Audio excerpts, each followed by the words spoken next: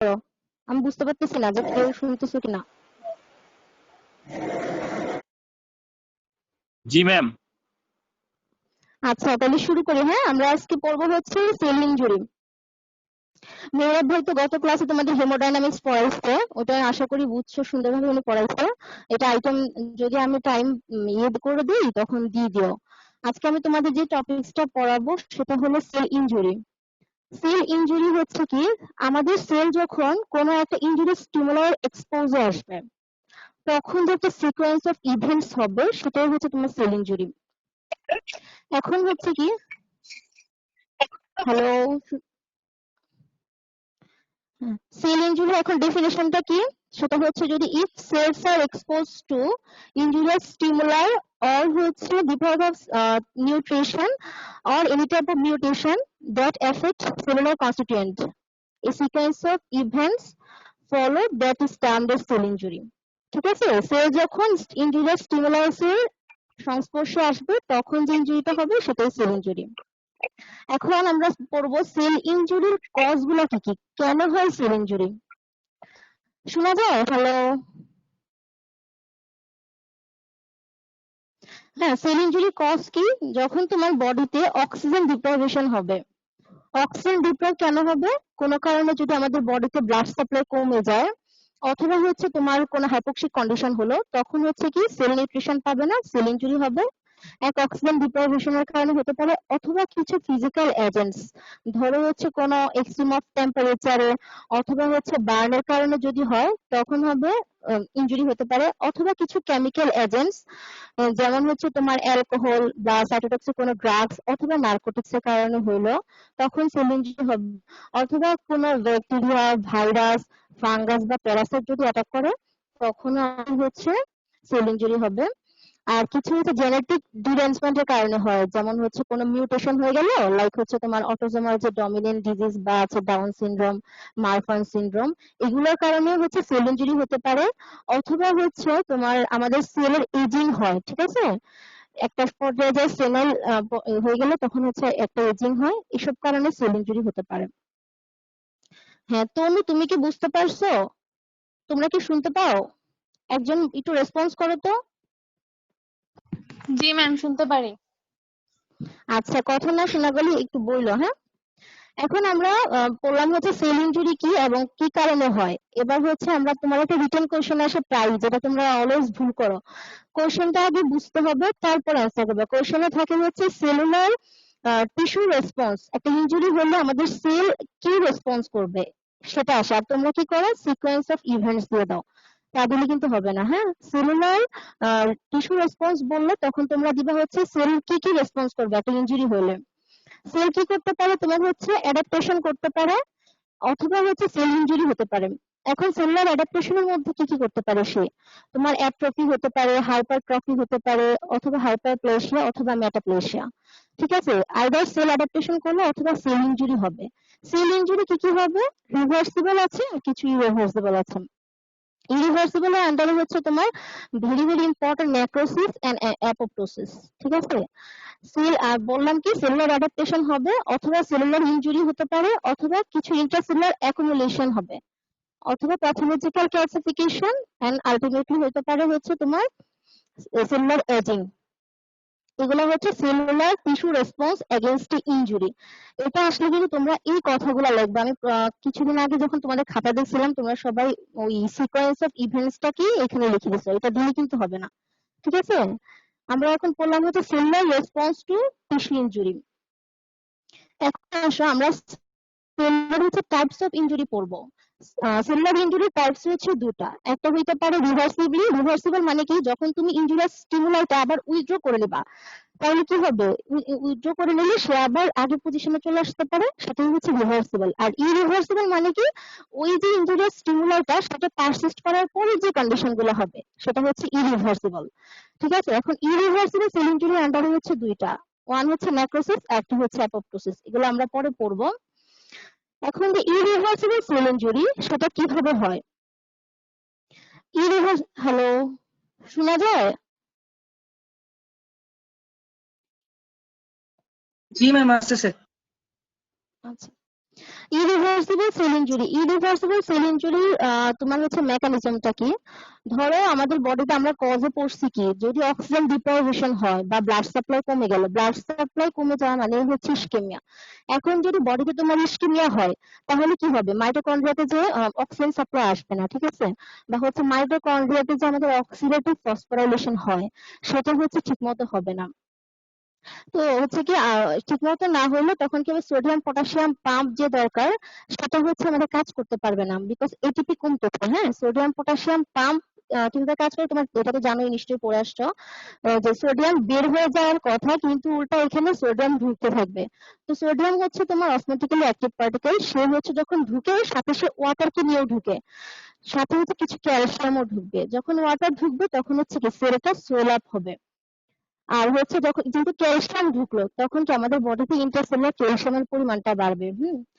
এই ক্যালসিয়ামটা হচ্ছে ভার্বাতে সারপ্রাই বা হচ্ছে ভিতরে তোমাদের আসতে পারে যে role of calcium in cell injury, ক্যালসিয়ামটা কিভাবে সেল ইনজুরি করতেছে। হ্যাঁ, তখন তোমরা এই সিকোয়েন্সটা লিখে দিবা যে অক্সিডেটিভ ফসফোরাইলেশন কমে গেল তখন হচ্ছে সোডিয়াম পটাশিয়াম পাম্প কাজ করবে না, সোডিয়াম ঢুকলে সাথে সে ক্যালসিয়ামকে নিয়েও ঢুকবে।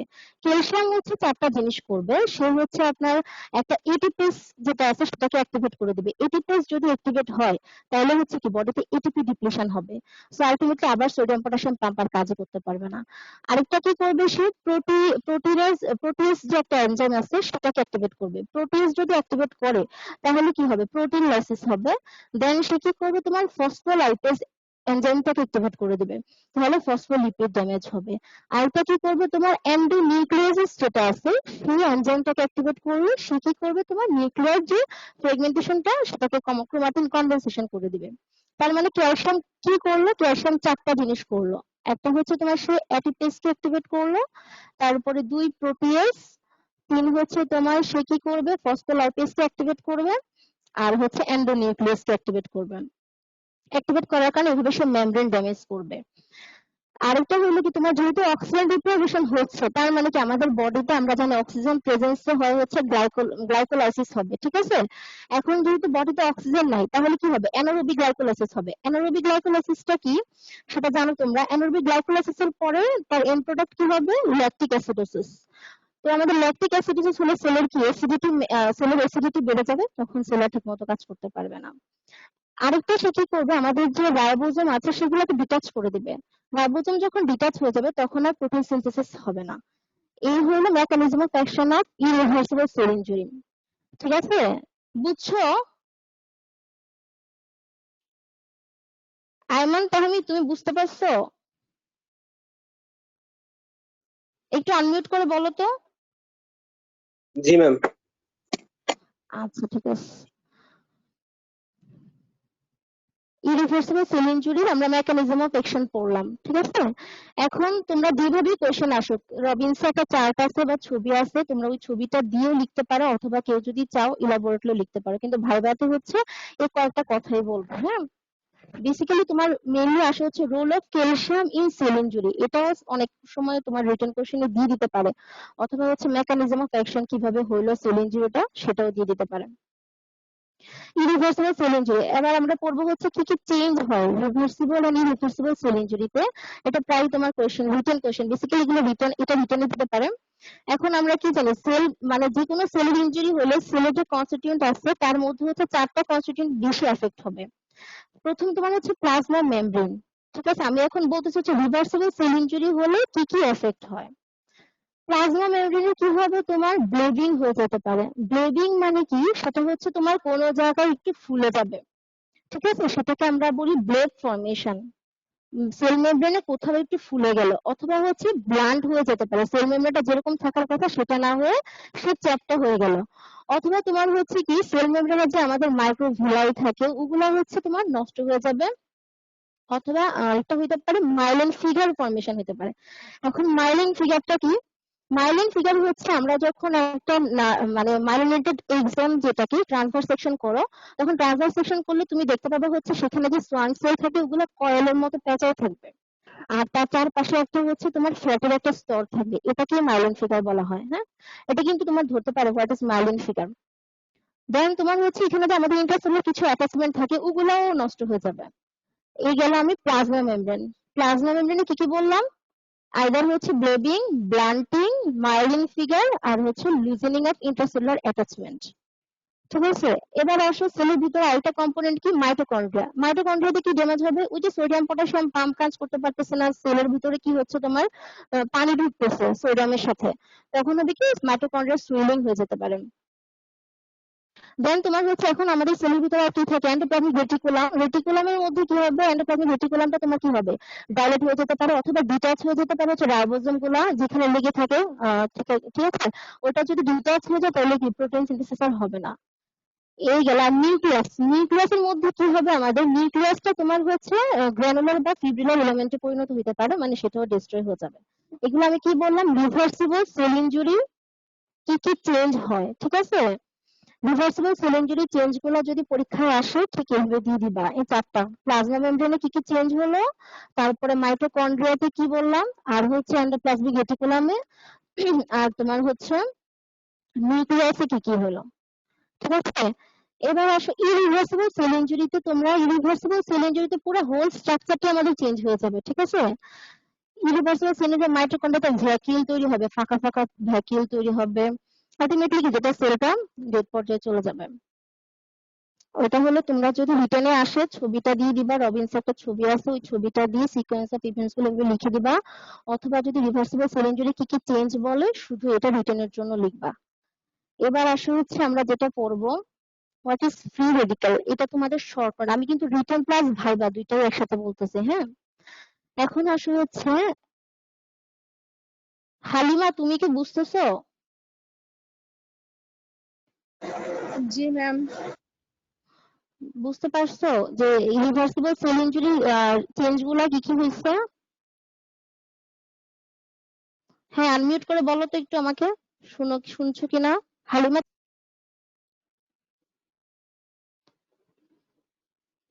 আচ্ছা, এবার আসো হচ্ছে ফ্রি রেডিক্যাল, ঠিক আছে। ফ্রি রেডিক্যালটা কি? ফ্রি রেডিক্যালটা শর্ট নোটে ধরতে পারো অথবা ভাইভাতে তোমার টপিকস উঠলে তখন তোমার এটা বলতে হবে what is free radical. Free রেডিক্যালের ডেফিনেশনটা যেটা হচ্ছে দত্ত স্যার খুবই পছন্দ করেন যেভাবে বলাটা আর কি, সেটা আমি তোমাদের একটু বলে দিচ্ছি।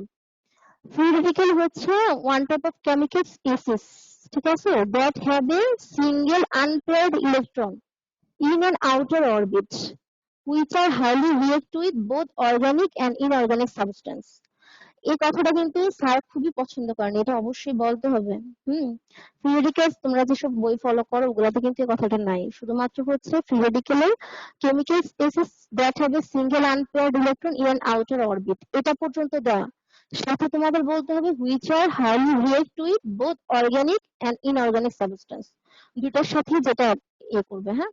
এখন ফ্রি রেডিক্যাল টাইপস কি কি আছে, কিছু অক্সিজেন ডিরাইভড ফ্রি রেডিক্যাল আছে, যেমন হচ্ছে তোমার superoxide, hydrogen peroxide and hydroxyl ion. আর হচ্ছে তোমার নন অক্সিজেন ডিরাইভড, যেমন তোমার হচ্ছে কার্বন ট্রাইক্লোরাইড, যেটা হচ্ছে কার্বন টেট্রাক্লোরাইড থেকে। আর হচ্ছে নাইট্রোজেন ডিরাইভড, যেমন নাইট্রাস অক্সাইড, নাইট্রোজেন ডাইঅক্সাইড এবং হচ্ছে নাইট্রাসেন ট্রাইঅক্সাইড। এগুলো হচ্ছে টাইপস অফ ফ্রি রেডিক্যাল, ঠিক আছে। ফ্রি রেডিক্যালস গুলো কোথায় তৈরি হয় আমাদের বডিতে? এটা হচ্ছে মাইটোকন্ড্রিয়াতে হইতে পারে অথবা প্লাজমা মেমব্রেনে, আমাদের যে সেলের কনস্টিটিউয়েন্ট আছে সেগুলোর মধ্যে সাইটোপ্লাজমে তৈরি হতে পারে। এখন এই যে ফ্রি রেডিক্যাল গুলো প্রোডিউস হইলো, ঠিক আছে, এগুলা এগুলা কি করবে বডিতে, মানে তোমার কিভাবে অ্যাকশন করবে, মেকানিজম অফ অ্যাকশনটা কি? সে কি করে, আমাদের লিপিড পারঅক্সিডেশন অফ মেমব্রেন করে। বডিতে যে ফসফোলিপিড বা লেয়ার থাকে ওই লিপিডের তোমার ডাইসালফার যে বন্ড গুলো থাকে ওগুলা হচ্ছে ওগুলোর উপর কাজ করে পারঅক্সিডেশন করায়। লিপিড পারঅক্সিডেশন অফ মেমব্রেন করতে পারে, অথবা হচ্ছে আমাদের ডিএনএ ড্যামেজ করে দেয়, এন্ড হচ্ছে তোমার অক্সিডেটিভ মডিফিকেশন অফ প্রোটিন। এই তিনটা প্রসেসে হচ্ছে ফ্রি রেডিক্যাল গুলা কাজ করতেছে। তারপর তোমার হচ্ছে ফ্রি রেডিক্যালস গুলা এখন কাজ করার পর ওগুলা তোমার বডিতে হচ্ছে কিভাবে, মানে হ্যাঁ hello ma'am, mechanism third one is হ্যাঁ হ্যাঁ সেল ইনজুরি, হ্যাঁ আর mechanism of action of free radical. First is হ্যাঁ lipid permeation membrane. Second one is damage and third is হ্যাঁ lipid peroxidation of membrane. Lipid peroxidation of মেমব্রেনটা হচ্ছে আমাদের বডিতে যে হচ্ছে লিপিডের যে লেয়ার থাকবে ওখানে যে ডাইসালফার বন্ড থাকে ওগুলোর উপর কাজ করে, ঠিক আছে। আনস্যাচুরেটেড যে ফ্যাটি অ্যাসিড থাকে ওদের যে ডাইসালফাইড বন্ড থাকে ওটার উপর কাজ করে পরে ওটাকে ইয়ে করে দেয়, পারঅক্সিডাইজ করে দেয়। বুঝছো? তো হচ্ছে লিপিড হ্যাঁ, শুনতে পাচ্ছো? জি ম্যাম। আচ্ছা, একটা বললাম লিপিড পারঅক্সিডেশন অফ মেমব্রেন করে, আরেকটা করবে হচ্ছে তোমার প্রোটিন যেগুলো আছে ওগুলোর হচ্ছে অক্সিডেটিভ মডিফিকেশন করবে, ঠিক আছে? আরেকটা হচ্ছে ডিএনএ ড্যামেজ করবে। এই তিনটা প্রসেস আমাদের ফ্রি রেডিকেল গুলো কাজ করে বডিতে। এখন হচ্ছে থ্যাংক ইউ এগুলো ম্যাম। আচ্ছা, এখন এগুলোর ফাংশন কি? ফাংশন গুলো হচ্ছে তোমার ফ্রি রেডিকেল যদি শর্ট নোট আসে এরকম ছোট ছোট করে একটু লিখে দিবা। ফাংশনটা হচ্ছে তোমার বডিতে কি করবে, মাইক্রোবিয়াল কিলিং করবে, ঠিক আছে, বাই ফ্যাগোসাইটিক সেল, অথবা হচ্ছে যে আমাদের সেল ডেথ করতে পারে, অথবা হচ্ছে সেলুলার এজিং করতে পারে, ঠিক আছে? দেন তোমার হচ্ছে কি এগুলো এখন আমাদের বডি থেকে কিভাবে ইরাডিকেট করবে, মানে হচ্ছে ইনঅ্যাক্টিভেশন কিভাবে হবে? ইনঅ্যাক্টিভেশন আইদার তোমার স্পন্টেনিয়াসলি ডিকে হয়ে যেতে পারে, অথবা সরাসরি ডিস্ট্রাকশন হতে পারে, অথবা আমরা যদি কিছু অ্যান্টিঅক্সিডেন্ট নেই যেমন হচ্ছে ভিটামিন হচ্ছে এ, ভিটামিন সি এবং ভিটামিন ই, সাথে হচ্ছে তোমার এই অ্যান্টিঅক্সিডেন্ট ভিটামিন গুলো নিলে ওগুলা ইনঅ্যাক্টিভেট হতে পারে, অথবা হচ্ছে আয়রন, কপার, দেন হচ্ছে তোমার অ্যালবুমিন, কোবাল্ট, এগুলোর কারণে ডিনঅ্যাক্টিভেশন হতে পারে, অথবা তিনটা এনজাইমস খুবই ইম্পর্টেন্ট, হ্যাঁ, সুপার অক্সাইড ডিসমিউটাস, ক্যাটালেস, আর একটা হচ্ছে গ্লুটাথিয়ন পারঅক্সিডেজ। এই তিনটা এনজাইমের কারণে, আর হচ্ছে vitamin antioxidants and spontaneous destruction. বুঝতে পারছো? এইগুলো হচ্ছে তোমার কি করবে, ইনঅ্যাক্টিভেশন করবে। এখন তোমার যদি ফ্রি রেডিক্যাল পরীক্ষায় আসে শর্ট নোট, তখন ছোট ছোট করে লিখে দিও, বা স্যাররাও ভাইভাতে হঠাৎ টপিক উঠলে ধরতে পারেন। আমরা পড়লাম হচ্ছে এখন ফ্রি রেডিক্যালস, ঠিক আছে? এবার আমরা যেটা খুবই খুবই ইম্পর্টেন্ট পড়তে হবে সেটা হচ্ছে তোমার নেক্রোসিস। ইরিভার্সিবল সেল ইনজুরিতে আমি দুইটা টাইপস বলছি, নেক্রোসিস এন্ড অ্যাপোপ্টোসিস। ভাইভাতে ইনভেরিয়েবলি সবাইকে নেক্রোসিস ধরতেই পারে, বা তোমার টপিক উঠুক আর না উঠুক। নেক্রোসিসের ডেফিনেশনটা বলি। Necrosis হচ্ছে is a series of morphological changes, হ্যাঁ, that follow cell death in living tissue. বুঝতেছো? Hello? Necrosis refers to a spectrum of morphologic changes that follow cell death in living tissue, হ্যাঁ, which resulting from the progressive degradative action of enzyme on the lethally injured cell. ঠিক আছে? Necrosis definition আসলে এটা বলবা। Necrosis মানে হচ্ছে একটা change, আমাদের বডিতে যে মরফোলজিক্যাল চেঞ্জ হবে সেই চেঞ্জটাকে বলা হয় নেক্রোসিস। এখন এই নেক্রোসিসের যে চেঞ্জটা কেন হয় বডিতে, এটা তোমার দুইটা কারণে হইতে পারে। এক হচ্ছে স্পন্টেনিয়াস ডিস্ট্রাকশন হয়ে যেতে পারে, আরে সরি ভুল বলছি, এটা হচ্ছে নেক্রোসিস যে এটা কেন হবে তোমার, সেটা হচ্ছে প্রোটিন যে থাকে, আমাদের কিছু স্ট্রাকচারাল প্রোটিন আছে আর কিছু হচ্ছে ফাংশনাল প্রোটিন আছে। এই প্রোটিন গুলা যখন ডিন্যাচারেশন হবে, ডিন্যাচারেশন অফ প্রোটিন হলে নেক্রোসিস হবে। আইদার হচ্ছে এনজাইমেটিক ডাইজেশন, বডিতে যদি আমাদের যে এনজাইম আছে সেগুলো যদি ডাইজেস্ট হয়ে যায়, ঠিক আছে? এখন এনজাইমেটিক ডাইজেশন দুই ভাবে হইতে পারে, আইদার হচ্ছে অটোলাইসিস অর হেটারোলাইসিস। অটোলাইসিস মানে কি, আমার বডিতে যখন তোমার সেলটা যখন নষ্ট হওয়ার পথে তখন লাইসোজোম কি করবে, সে কিছু এনজাইম রিলিজ করে অটো ডাইজেস্ট করে ফেলবে, সেটা হচ্ছে অটোলাইসিস। আর হেটারোলাইসিস মানে কি, যখন কোনো সেল ইনজুর্ড হতে লাগে তখন আমার বডির লিউকোসাইট গুলা কি করে, মনে করে যে ফরেন পার্টিকেল আসলে সেটাকে এনগালফ করার জন্য যায়, তখন লিউকোসাইট থেকে কিছু এনজাইম রিলিজ হয়ে সেলটাকে ডিস্ট্রয় করতে পারে, ঠিক আছে? এই দুই ভাবে হচ্ছে এনজাইমেটিক ডাইজেশন হয়। সো নেক্রোসিস হওয়ার কারণ কি, নেক্রোসিস হওয়ার কারণ হচ্ছে দুইটা, স্পন্টেনিয়াস সরি স্ট্রাকচারাল আর ফাংশনাল যে প্রোটিন থাকে ওইগুলো ডিন্যাচারেশন অথবা এনজাইমেটিক ডাইজেশন, এই দুই কারণে হবে বডিতে নেক্রোসিস। নেক্রোসিসের পরে ধরবে তোমার হচ্ছে বেসিক টাইপ কি কি আছে নেক্রোসিসের। নেক্রোসিসে তোমরা চারটা টাইপস মেনলি বলবা। একটা হচ্ছে কোয়াগুলেশন নেক্রোসিস, একটা লিকোফ্যাক্টিভ নেক্রোসিস, আর একটা বলবা হচ্ছে কেজিয়াস নেক্রোসিস এন্ড হচ্ছে ফ্যাট নেক্রোসিস। এখন কোয়াগুলেশন নেক্রোসিসটা কিভাবে হবে বা কেন হয়? কোয়াগুলেশন নেক্রোসিসটা যখন ওই স্ট্রাকচারাল যে প্রোটিন গুলো ডিন্যাচারেশন হয়ে যাবে তখন কোয়াগুলেশন নেক্রোসিস হবে। এটা বলা, এখানে কিন্তু তোমার সেলের যে আউটলাইনটা সেটা ঠিক থাকবে, যেহেতু শুধু তার হচ্ছে প্রোটিনের ডিসফাংশন হচ্ছে, সেলের আর কোনো কিছু কিন্তু তোমার সেলের আউটলাইনটা ঠিক থাকবে এখানে, হ্যাঁ। এই কোয়াগুলেশন নেক্রোসিস এক্সাম্পল ধরতে পারে তোমাকে কোথায় হয়, মনে রাখবা যে hypoxic death of all cell except আমাদের ব্রেইন ছাড়া, আর যে জায়গায় হচ্ছে হাইপোক্সিক ডেথ হবে সেখানে হবে কোয়াগুলেশন নেক্রোসিস। যেমন তোমার হার্টে হইতে পারে, কিডনিতে হইতে পারে, সেখানে হবে হচ্ছে কোয়াগুলেশন নেক্রোসিস। তারপরে হচ্ছে তোমার বলবো লিকুইফ্যাক্টিভ নেক্রোসিস। লিকুইফ্যাক্টিভটা কেন হবে? আমরা যে এনজাইমেটিক ডাইজেশন পড়ছিলাম, এনজাইমেটিক ডাইজেশনের সময় লিকুইফ্যাকশন হয়। লাইসোসোম কি করে? বিভিন্ন এনজাইম রিলিজ করে হচ্ছে কিছু কিছু অংশ খেয়ে ফেলে, তখন কি সেলের আর আউটলাইনটা ঠিক থাকে না। এটা খুবই একটা ইম্পর্টেন্ট পয়েন্ট। কোয়াগুলেটিভ নেক্রোসিসে কিন্তু সেলের আউটলাইন ঠিক থাকে, কিন্তু লিকুইফ্যাকশনে হবে কি সেলের আউটলাইনটা ডিস্ট্রয় হয়ে যাবে। লিকুইফ্যাক্টিভের এক্সাম্পল হচ্ছে ওই যে hypoxic death of tissue on the brain, শুধুমাত্র ব্রেনেই হচ্ছে লিকুইফ্যাক্টিভ নেক্রোসিসটা হবে।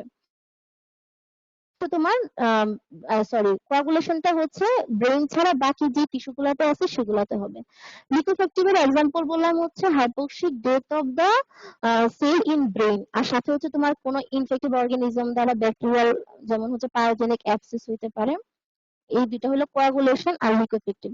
আর কিজিয়াস নেক্রোসিসটা মেইনলি হয় তোমার টিউবারকুলোসিসে, তারপরে হচ্ছে ক্যাট স্ট্রেচ যে ডিজিজ গুলো আছে ওগুলাতে। কিজিয়াস কেন নাম হয়েছে? বিকজ তোমার হচ্ছে এখানে একটা হোয়াইট চিজি চিজের মতো একটা ম্যাটেরিয়াল থাকে, সেটা কি বলা হয় কিজিয়েশন, যেটা হচ্ছে সেন্ট্রালি পাবা। তার চারপাশে হচ্ছে তোমার ইপিথেলিয়াল সেল থাকতে পারে, লিম্ফোসাইট ওগুলা থাকতে পারে, বুঝছো? আর ফ্যাট নেক্রোসিস কেন হবে? ওই সেম হচ্ছে ট্রমাটিক যদি কোনো ফ্যাট নেক্রোসিস হয়, যেমন ব্রেস্টে হতে পারে, অথবা এনজাইমেটিক ফ্যাট নেক্রোসিস, সেটা হচ্ছে তোমার প্যানক্রিয়াটিক হতে পারে। আর হচ্ছে এই চারটাই মেইনলি তোমরা বলবা, রিটেনে লিখো সমস্যা নেই, কিন্তু ভাইভাতে যত কোইন্সেস করে বলা যায়। তুমি যে জিনিসটা জানো না ভাইভাতে এটা উচ্চারণ করবা না, তাহলেই তুমি প্যাচে পড়বা। ভাইভা হচ্ছে আমি যেটা জানি সেটা হচ্ছে আমার বলাটা হচ্ছে মেইন, নাহলে তো প্যাচে পড়ে যাবো। ঠিক আছে? এই গেল নেক্রোসিস। নেক্রোসিস থেকে এই টাইপসটা আর হচ্ছে নেক্রোসিস ডেফিনেশন খুবই খুবই ইম্পর্টেন্ট। নেক্রোসিসের পরে আমরা পড়বো হচ্ছে what is apoptosis. Apoptosis means জানো তোমরা যে হচ্ছে নেক্রোসিস আরো দুটা জিনিস বাকি আছে, কি কি চেঞ্জ হয়। হ্যাঁ, এটা রিটেনে আসতে পারে বা হচ্ছে তোমার ইয়েতে সাইটোপ্লাজমে কি কি চেঞ্জ হয়, নিউক্লিয়াসে কি কি বেসিক চেঞ্জ গুলো নেক্রোসিসে কি। আমরা নিউক্লিয়াসে হচ্ছে নেক্রোসিসে কি কি চেঞ্জ হতে পারে, নিউক্লিয়াসটা পিকনোসিস হতে পারে, ক্যারিওহেক্সিস অর ক্যারিওলাইসিস। পিকনোসিস মানে কি? পিকনোসিস মানে হচ্ছে তোমার শ্রিঙ্কেজ হয়ে যাবে, নিউক্লিয়াসটা ছোট হয়ে যাবে, ঠিক আছে, ডিএনএ গুলা কনডেন্স হয়ে যাবে। আর হচ্ছে তোমার ক্যারিওহেক্সিস মানে কি? নিউক্লিয়াসটা তোমার হচ্ছে ফ্র্যাগমেন্টেড হয়ে যাবে। এন্ড ক্যারিওলাইসিস মানে হচ্ছে কি এটা পুরো ডিসঅলিড করবে। ক্যারিয়ন মানে তো নিউক্লিয়াস, আর লাইসিস মানে ভাঙা, পুরোটাই ভেঙে যাবে। এগুলো হচ্ছে নিউক্লিয়ার চেঞ্জ। বুঝতেছো সবাই? কেউ একজন একটু বলো তো, একটু আনমিউট করে, বুঝতেছো কিনা? জি Yes, ম্যাম, ma'am. শোনা যায়? বুঝতেছি। জি ম্যাম। আচ্ছা আচ্ছা, কোনো কিছু রিপিট করতে হলে বইলো আবার, ঠিক আছে? Ma'am, কোনটা changes, ma'am, রিপিট করতে changes, হবে? হ্যাঁ ma'am, বলো। changes. Only ওই যে changes, ma'am, repeat. নিউক্লিয়ার, হ্যাঁ বলতেছি, এটা এখনো শেষ হয় নাই, আমি বলতেছি। নেক্রোসিসের যে মরফোলজিক্যাল কি কি চেঞ্জ হয়, এটা হচ্ছে তোমার আমাদের নিউক্লিয়াসে কিছু চেঞ্জ হবে আর সাইটোপ্লাজমে কিছু চেঞ্জ হবে। নিউক্লিয়াসে কি কি চেঞ্জ হবে? নিউক্লিয়াসে তিনটা চেঞ্জ হয়, একটা হচ্ছে পিকনোসিস, ক্যারিওহেক্সিস এন্ড ক্যারিওলাইসিস। ঠিক আছে? পিকনোসিস মিন্স নিউক্লিয়াসটা শ্রিঙ্কেজ হয়ে যাবে, নিউক্লিয়াসটা ছোট হয়ে যাবে। আর ক্যারিওহেক্সিস মিন্স নিউক্লিয়াসটা হচ্ছে ফ্র্যাগমেন্টেড হয়ে যাবে। এন্ড ক্যারিওলাইসিস হচ্ছে নিউক্লিয়াসটা পুরো ভেঙে ডিসসলিউট হয়ে যাবে। যদি চেঞ্জ আসে প্রথমে নিউক্লিয়াস লিখে এই তিনটা লিখবা, ঠিক আছে? আর হচ্ছে তোমার যদি বলা হয় হচ্ছে সাইটোপ্লাজমে কি চেঞ্জ হয়, সাইটোপ্লাজমে হচ্ছে হবে তোমার ইওসিনোফিলিয়া ইনক্রিজ হবে। এখন ইওসিনোফিলিয়া মানে কি? যখন আমরা সেলটাকে হেমাটোক্সিলিন এন্ড ইনসুলিন দ্বারা স্টেইন করব, ঠিক আছে, নিউক্লিয়াস গুলো তো তোমার ভেঙে ভেঙে গেল, তখন শুধুমাত্র সাইটোপ্লাজমের যে ইউসিনিক স্টেইনটা সেটা হচ্ছে প্রমিনেন্ট হবে, পুরো অংশটা লাল দেখা যাবে, সেটাকে বলা হচ্ছে ইওসিনোফিলিয়া। বুঝা গেছে? ইনক্রিজ ইওসিনোফিলিয়া হবে। আর এই যে তোমার পুরো অংশটা লাল লাল হয়ে যাবে, তখন একটা গ্লাসি অ্যাপিয়ারেন্স মনে হবে দেখতে। আর এই পুরাটা মাইক্রোস্কোপের নিচে দেখে তোমার মথ ইটার্ন অ্যাপিয়ারেন্স মনে হয়, মনে হচ্ছে মৌমাছির চাকের মতো কোথাও কিছু কিছু খাওয়া খাওয়া অংশ। এগুলো হচ্ছে কি বললাম, সাইটোপ্লাজমের চেঞ্জ। আর এর আগে পড়ছি আমরা নিউক্লিয়ার চেঞ্জ। সাইটোপ্লাজমিক চেঞ্জ কি কি, এই তিন চারটা কথা বললেই মেনলি হবে। সাইটোপ্লাজমিক চেঞ্জ গুলো সেটা হচ্ছে তোমার ইনক্রিজ ইওসিনোফিলিয়া, গ্লাসি অ্যাপিয়ারেন্স আর মথ ইটেন অ্যাপিয়ারেন্স, এই তিনটা কথা মাস্ট বলবা। আর হচ্ছে নিউক্লিয়ার চেঞ্জের যে তিনটা বললাম সেটা বুঝতে পারছো আরমান? Yes, ma'am. ওকে, আর রিপিট করব? नहीं ma'am. Thank you, ma'am. ওকে, আচ্ছা এখন আমরা পড়বো হচ্ছে হোয়াট ইজ অ্যাপোপ্টোসিস। ঠিক আছে, অ্যাপোপ্টোসিস মানে হচ্ছে কি প্রোগ্রাম সেল ডেথ। সেলটা যখন প্রোগ্রাম ডেথ হবে তখন অ্যাপোপ্টোসিস বলবো। ঠিক আছে, এটার ডেফিনেশন আছে, তুমি চাইলে ওই পুরাটা মনে রাখতে পারো, নাইলে হচ্ছে শর্টকাট বলবা যে প্রোগ্রাম সেল ডেথ। এখন এই যে অ্যাপোপ্টোসিস, যে তোমার হচ্ছে কিছু কিছু এক্সাম্পল আছে ওগুলো তোমার ধরতে পারে। অ্যাপোপ্টোসিস কিন্তু ফিজিওলজিক্যালি হয়, কিছু প্যাথোলজিক্যালিও হয়। ফিজিওলজিক্যালি যে অ্যাপোপ্টোসিস কি কি হচ্ছে ওগুলা তোমার ধরতে পারো। ফিজিওলজিক্যালি যেমন হচ্ছে তোমার ডিউরিং আমাদের এমব্রায়োজেনেসিসের সময় কিছু ইনভলিউশনের কারণে হচ্ছে অ্যাপোপ্টোসিস হইতে পারে। ঠিক আছে, তারপরে হচ্ছে তোমার হরমোনাল ইনভলিউশনের সময়, যেমন হচ্ছে আফটার মেনোপজ আমাদের কি হয়, ওভারিয়ান যে ফলিকলস থাকে ওই ফলিকলের অ্যাক্টিভিটি গুলো কমে যায়। ঠিক আছে, তারপরে হচ্ছে ল্যাকটেটিং মাদারদের ব্রেস্টও হচ্ছে হরমোনাল ইনফ্লুয়েশনের কারণে অ্যাপোপ্টোসিস হইতে পারে। আমরা অ্যাপোপ্টোসিস ফিজিওলজিক্যাল কিছু কিছু এক্সাম্পল আছে সেগুলো পড়তে হবে। এক বললাম হচ্ছে এমব্রায়োজেনেসিসের সময়, আর একটা হচ্ছে হরমোনাল ইনভলিউশনের কারণে হইতে পারে, অথবা হচ্ছে আমাদের যে সাইটোটক্সিক সেল থাকে ওগুলো সেল ডেথটাকে ইনডিউস করতে পারে। ঠিক আছে, এই যে ফিজিওলজিক্যাল, এগুলো হচ্ছে ফিজিওলজিক্যাল এক্সাম্পল। এখন তোমরা পড়বে হচ্ছে প্যাথোলজিক্যাল কি কারণে অ্যাপোপ্টোসিস হবে। সাপোজ ধরো কোথাও কোনো ডাক্ট অবস্ট্রাকশন হয়ে গেল, আমাদের যে প্যারোটিড গ্ল্যান্ডের প্যারোটিড ডাক্ট থাকে ওখানে যদি কোথাও অবস্ট্রাকশন হয়ে যায়, অথবা প্যানক্রিয়াটিক ডাক্টে অবস্ট্রাকশন হয়ে যাওয়ার পরে হচ্ছে অ্যাপোপ্টোসিস, প্যাথোলজিক্যাল অ্যাপোপ্টোসিস হতে পারে। তারপরে হচ্ছে কি তোমার আরেকটা ইম্পর্টেন্ট যেটা হচ্ছে আমাদের যে ব্রেস্টের ক্ষেত্রে, হ্যাঁ ব্রেস্টের অ্যাট্রফি ফিজিওলজিক্যালও হতে পারে, প্যাথোলজিক্যালও হতে পারে।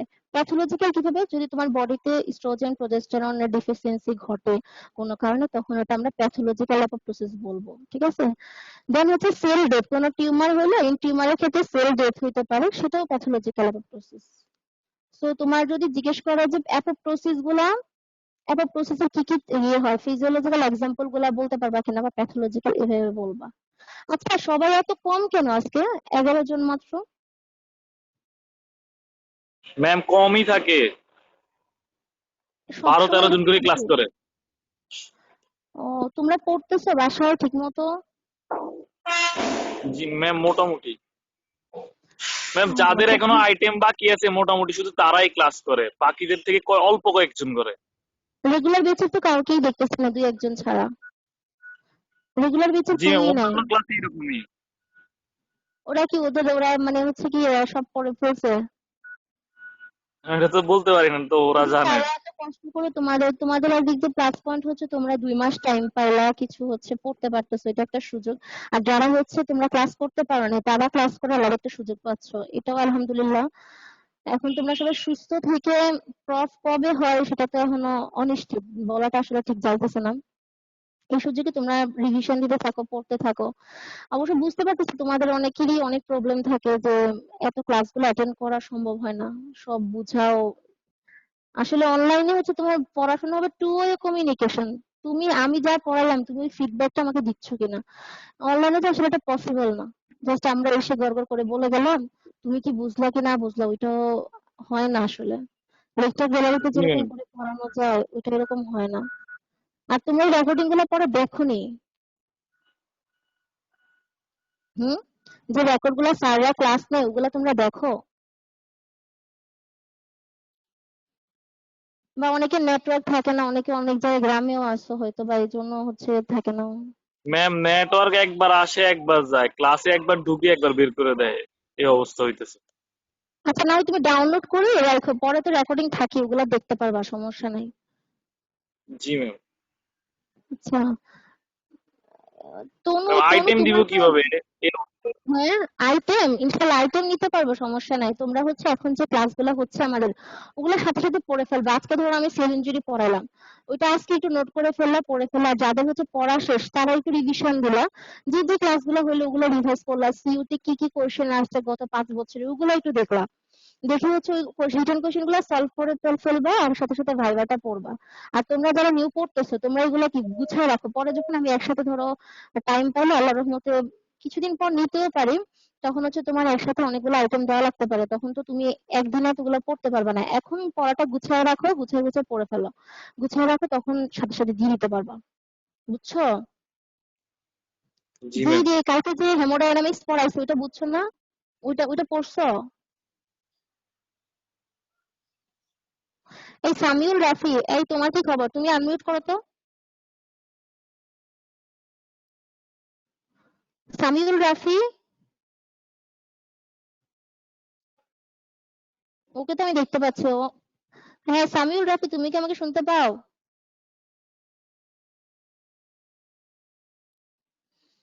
ও তো আইটেমও দিল না, ওই 2 দিন আইটেমও দেয় নাই, সে পরেও নাই। আতিয়া, ফরিহাস, তনু, আমার বেঁচে খালি 3-4 জন, বাকিরা কই? বাকি কাউকে তো দেখতে পাচ্তেছি না। হ্যাঁ তনু, তুমি কি বুঝছো কি কি পড়াইছি? জি ম্যাম, বুঝতেছি। কোথাও প্রবলেম আছে? না ম্যাডাম, এগুলো তো প্রবলেম হচ্ছে না। শোনা যাচ্ছে তো সব? হ্যাঁ ম্যাম, শোনা যাচ্ছে। এই বাকিরা কই তোমাদের গ্রুপে? যাদের আইটেম তো এখন ওরা তো ক্লাসও করে না, এই যে শান্ত ছেলেটা, তারপরে হচ্ছে আরো অনেকেই। ম্যাম ওদেরকে কি কই বলবো, ওদের তো আগেও অনেকে ক্লাস করে নাই। তো ওরা কি ওদের ওদের ওরা আইটেম কিভাবে দিয়ে দিবে? পড়তে হবে না, মানে বুঝতে ওটা হবে না বলতে ওগুলো? পারি না ম্যাম। আচ্ছা। একটু জানি আরেফিনের বাসায় নেটওয়ার্ক পায় না, সেই জন্য ক্লাস করতে পারে না ঠিক করে। ও বলছে আচ্ছা। আইটেমের সময় দিবে। মানে ও তো বাসার বাইরে গিয়ে অনেক দূরে গিয়ে যায় আইটেম দিত। বুঝছি বুঝছি। আচ্ছা ঠিক আছে।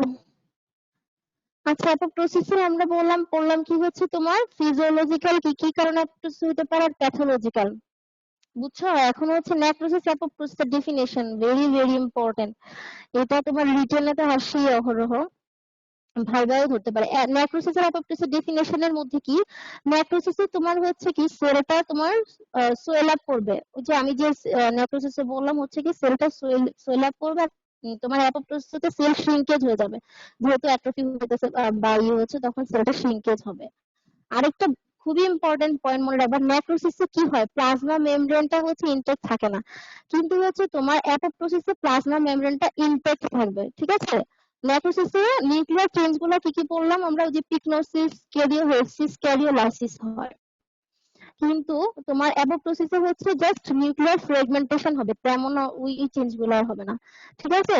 দেন তুমি পড়বে হচ্ছে এখানে নেক্রোসিসে যেহেতু সেল মেমব্রেনটা হচ্ছে ডিস্ট্রয় হয়ে যায়, তাহলে সেলুলার কন্টেন্ট গুলো কি ডাইজেশন হয়ে যাবে, তার মানে সেলুলার কন্টেন্ট গুলো ঠিক থাকবে না। বাট অ্যাপোপ্টোসিসে আমাদের কি হবে, সেলুলার মেমব্রেন গুলো, সেল মেমব্রেনের যে লেয়ারটা, সেল মেমব্রেনটা সেটা ইনটেক্ট থাকবে। অলওয়েজ মনে, নেক্রোসিস হচ্ছে সবসময় প্যাথোলজিক্যাল, এটা ইনফ্লামেটরি হবে, কিন্তু অ্যাপোপ্টোসিস হবে কি তোমার হচ্ছে নন ইনফ্লামেটরি, এটাতে কিন্তু ইনফ্লামেশন হবে না। ঠিক আছে? আর এটা প্যাথোলজিক্যাল। আর নেক্রোসিসটা হচ্ছে প্যাথোলজিক্যাল, কিন্তু অ্যাপোপ্টোসিস হচ্ছে বোথ ফিজিওলজিক্যাল প্যাথোলজিক্যাল দুইটাই হবে। এই 5টা পয়েন্ট মাস্ট বলতে হবে, কোনো মতেই মিস করা যাবে না। বুঝছো? আচ্ছা, এবার আসলে হচ্ছে আমরা পড়বো গ্যাংগ্রিন। গ্যাংগ্রিনটা কি? গ্যাংগ্রিন তো তোমরা অবশ্যই সার্জারিতে পড়ছো, গ্যাংগ্রিন পড়বে আবার। গ্যাংগ্রিন হচ্ছে ম্যাক্রোস্কোপিক ডেথ অফ টিস্যু। ঠিক আছে? সেলের ম্যাক্রোস্কোপিক ডেথ হবে, সাথে তার থাকবে হচ্ছে সুপারএডেড পিউট্রিফিকেশন থাকবে। এন্ড গ্যাংগ্রিন হতে পারে তোমার দুই টাইপস, অলওয়েজ মনে রাখো, dry gangrene, moist gangrene. Dry gangrene কিছু কজ আছে গ্যাংগ্রিন কেন হয়। ড্রাই গ্যাংগ্রিনটা কজ হচ্ছে তোমার কোনো ডিজিজ হলে, যেমন ক্রেনোয়েড ডিজিজ, এগুলা পরে মেডিসিনাল ল্যাবরেটরি পড়তে পারো। তারপরে কোনো থ্রোম্বোএম্বলিজম, কালকে তো ভাইয়া এম্বলিজম পড়াইছে জানোই, যখন থ্রোম্বাস মাস্টার ডিসলজ হয়ে যাবে তখন এম্বলিজম হলে। তারপরে হচ্ছে তোমার কোনো কারণে সেনাইল কারণে হইতে পারে। ঠিক আছে? এগুলো হচ্ছে তোমার কোনো ডায়াবেটিক কারণে হইতে পারে। এই কয়েকটা কারণ আছে, সেগুলো ড্রাই গ্যাংগ্রিনের কজ। আর মোয়েস্ট গ্যাংগ্রিনও সেম। তোমার মোয়েস্ট গ্যাংগ্রিনে হচ্ছে কি কোনো কারণে যদি আমাদের বডিতে আর্টেরিয়াল সাপ্লাই অথবা ভেনাস সাপ্লাই দুইটাই কমে যায়, তখন হচ্ছে মোয়েস্ট গ্যাংগ্রিন হবে। ড্রাই গ্যাংগ্রিন অলওয়েজ আর্টেরিয়াল অক্লুশনের জন্য হয়, but moist gangrene both artery venous দুইটা অক্লুশনের জন্যই হইতে পারে। প্রথম কথা হচ্ছে এটা বলতে হবে। আর ড্রাই গ্যাংগ্রিনে তোমার যেটা হবে সেটাতে হচ্ছে তোমার তোমার যে ফাউল স্মেলিং থাকবে না, কিন্তু মোস্ট গ্যাংগ্রিনে ফাউল স্মেলিং থাকবে, কারণ এটা কোনো ইনফেকশন থাকে, অ্যাসোসিয়েটেড উইথ ইনফেকশন থাকে, তো হচ্ছে এটা তোমার ফাউল স্মেলিং হবে। আর ড্রাই গ্যাংগ্রিনে হচ্ছে তোমার লাইন অফ ডিমার্কেশন, আমরা একটা লাইন অফ ডিমার্কেশন পাবো, কিন্তু ময়েস্ট গ্যাংগ্রিনে সেটা পাবো না। আর ময়েস্ট গ্যাংগ্রিনটা হচ্ছে র্যাপিড বডিতে স্প্রেড করে, খুবই খারাপ এটা। ময়েস্ট গ্যাংগ্রিন হচ্ছে ডেঞ্জারাস, বা ড্রাই গ্যাংগ্রিন তার চেয়ে একটু কম, বা দুইটাই both are harmful for our body. ঠিক আছে, ড্রাই গ্যাংগ্রিন হবে মেইনলি হচ্ছে তোমার বডি লিম্বস গুলোতে হয়, আর মোস্ট গ্যাংগ্রিন হচ্ছে আমাদের ইন্টারনাল যে অর্গান গুলো আছে মোস্ট গ্যাংগ্রিন সেখানে হবে। এখন হচ্ছে মোস্ট গ্যাংগ্রিনের মধ্যে ইম্পর্টেন্ট একটা জিনিস হলো তোমার যেটা হচ্ছে গ্যাস গ্যাংগ্রিন। ঠিক আছে, it is a special type of most gangrene.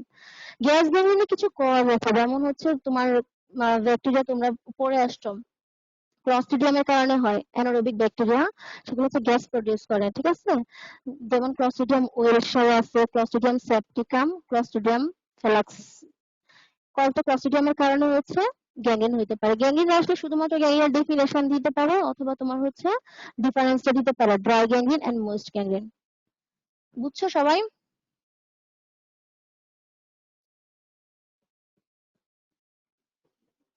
হ্যাঁ, কেউ একজন রেসপন্স করো, ড্রাই গ্যাংগ্রিন মোস্ট গ্যাংগ্রিন বুঝছো? জি ম্যাম, বুঝছি। আচ্ছা, আমি আজকে শুধু সেল ইনজুরি পড়াবো, অ্যাডাপ্টেশনটা শুরু করলে শেষ করতে পারবো না, এটা আমি কালকে পড়াবো আর কি। সেলুলার অ্যাডাপ্টেশনটা আর সাথে ইনফ্লামেশন একটু স্টার্ট করতে পারি, অ্যাকিউট ইনফ্লামেশন। কোনো কিছু কি আবার বলতে হবে? Ma'am, can you repeat one more time necrosis definition? আচ্ছা, necrosis refers to a spectrum of morphological changes, ঠিক আছে, that follow cell death in living tissue। হ্যাঁ, that follow cell death in living tissue, largely resulting from the progressive degradative action of enzyme on lethally injured cell। বুঝে গেছে? Yes, ma'am. Thank you, ma'am. আচ্ছা, আর কিছু বলতে হবে? কারো কোনো কিছু আছে কোয়েরি জানার? আপাতত রিটেনের জন্য হচ্ছে এখান থেকে অনেক ইম্পর্টেন্ট তোমার। আর ভাইভাতে তো তোমার নেক্রোসিস অ্যাপোপ্টোসিস মাস্ট ধরবেই, ভাইভার জন্য খুবই ইম্পর্টেন্ট। রিটেনে হচ্ছে এখান থেকে অনেক কোশ্চেন আসতে পারে। সেল ইনজুরি তোমার মেকানিজম আসতে পারে, যেটা বললাম ইরিভার্সিবল সেল ইনজুরিটা কিভাবে হয়, তারপরে এদিকে ইরিভার্সিবল সেল ইনজুরির যে মরফোলজিক্যাল চেঞ্জেস গুলো বলছে, ঠিক আছে, রিভার্সিবল ইরিভার্সিবল সেল ইনজুরি ওগুলো আসতে পারে। যেমন তোমার ফ্রিডেরিকের শর্ট নোট আসতে পারে, নেক্রোসিসের ডেফিনেশন আসতে পারে, তারপরে হচ্ছে টাইপস আসতে পারে, দুইটার মধ্যে ডিফারেন্স আসতে পারে।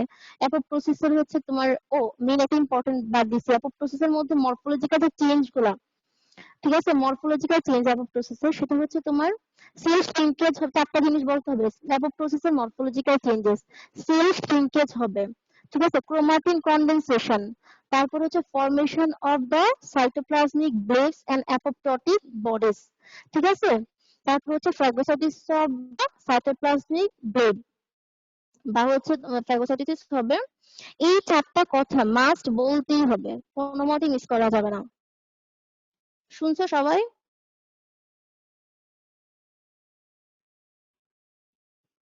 হুম, ম্যাম আরেকবার রিপিট করবেন ম্যাম। তোমার হচ্ছে অ্যাপোপ্টোসিসের চারটা চেঞ্জ, ঠিক আছে, সেটা হচ্ছে প্রথমে সেল শ্রিঙ্কেজ হবে, সেলটা ছোট হয়ে যাবে বা চুষে যাবে, সেটা হচ্ছে সেল শ্রিঙ্কেজ হবে। দেন ক্রোমাটিন গুলো কনডেনসেশন হবে, ক্রোমাটিন কনডেনসেশন, তারপরে হচ্ছে ফরমেশন অফ সাইটোপ্লাজমিক ব্লেডস।